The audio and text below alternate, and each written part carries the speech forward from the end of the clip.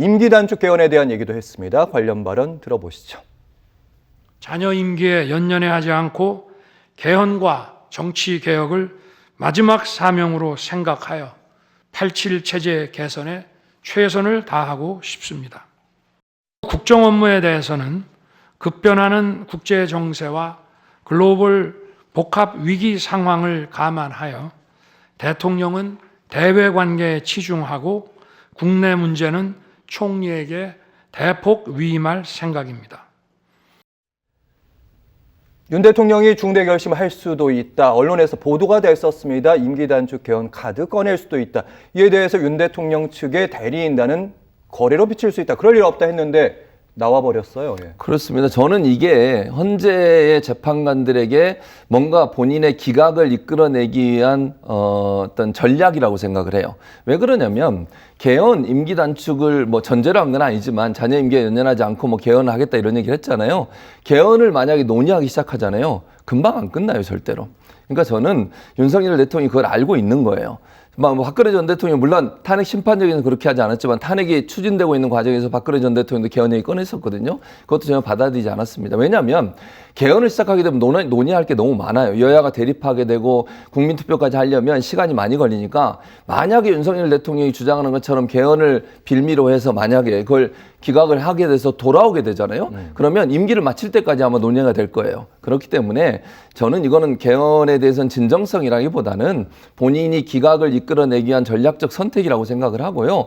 개헌 논의는 국회에서 시작돼서 절대 일찍 끝나지 않아요. 그리고 오랜 시간이 걸리기 때문에 개헌에 대해서 지금 얘기하는 거, 윤석열 대통령이 얘기하는 것은 본인의 어떤 지금 처벌, 즉 파면을 피해보려는 시도의 전략이지 이게 진정성이 있다고 보지 않습니다. 윤 대통령도 개헌이 쉽게 이루어질지 않을 거라고 생각을 하고 있다 이런 말씀이신데 정치권의 반응 살펴보시면 권영세 비대위원장, 국민의힘 비대위원장의 반응도 보겠습니다.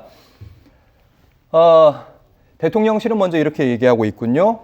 대통령의 개헌 의지가 실현돼 우리 정치가 과거의 질곡, 속박에서 벗어나서 새로운 시대를 열기를 희망을 한다 이렇게 얘기를 했고요. 권영세 국민의힘 비상대책위원장 이렇게 얘기하고 있습니다.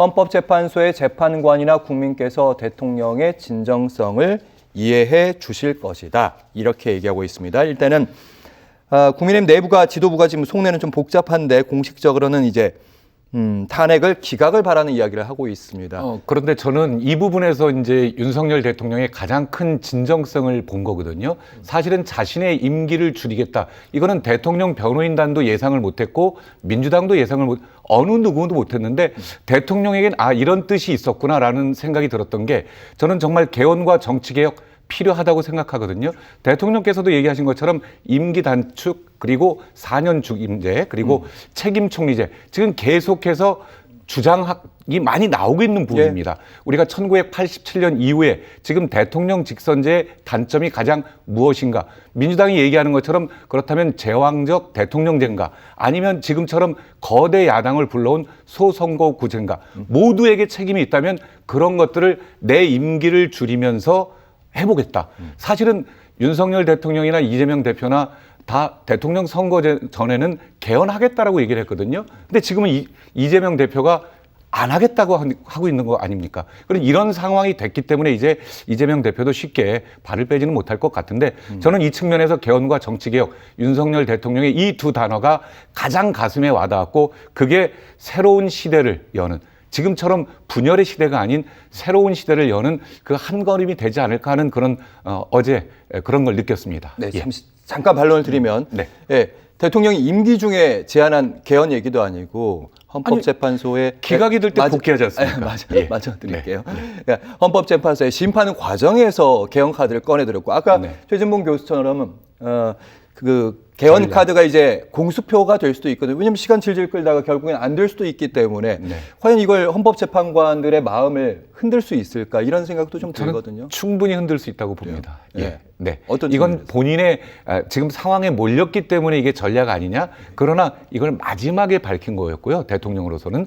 그리고 그게 지금까지 과정에서 이해가 되는 그런 상황입니다.